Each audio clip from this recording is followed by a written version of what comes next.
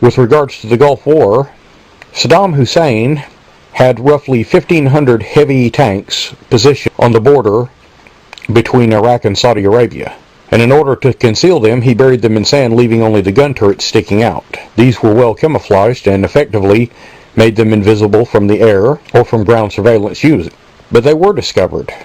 America shifted its spy satellite into position over the Iraqi desert, and the American spy satellite, which was equipped with infrared scanners, took pictures of the cold desert floor during the twilight hours from 155 miles above the Earth. This satellite with its infrared detectors could detect a temperature difference of only a degree or so. Now the satellite was placed in position to take pictures of the buried tanks because the tanks would heat up during the daylight hours, and because they were mostly metal, they would hold on to the heat long after the sun had gone down and the rest of the desert began to cool during the night. To the spy satellite, the buried tanks showed up as bright shapes in the dark. So the exact location of each tank was then plotted, targeted on a map, and then given to Allied jets, which then eliminated them. But quite by accident, the satellite also discovered other things that astonished the military. The satellite found evidence to support the story of Moses, who led the exodus of the Hebrews from Egypt, and the drowning of Pharaoh's pursuing army of charioteers across the Red Sea.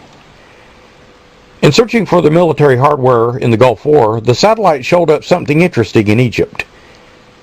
It showed a great desert road written of in Exodus, a discovery that shocked even hardened skeptics.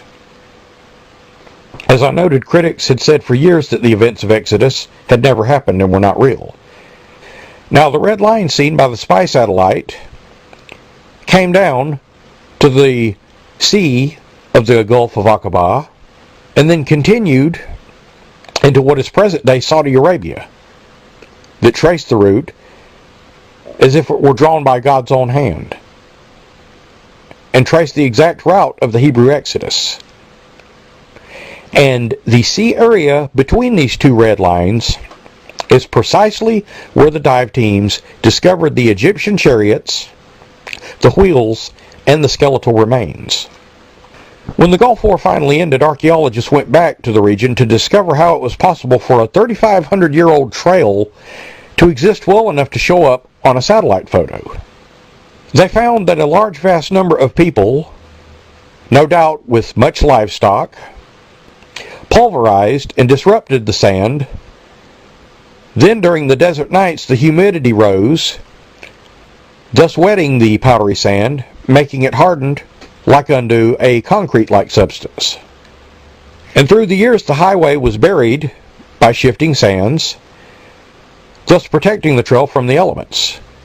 However, during the day, just below the surface, it would heat up, much like the Iraqi tanks, being that it was more dense than the surrounding sand, and continue holding the heat longer into the cold nights, thus showing up brightly for the satellite.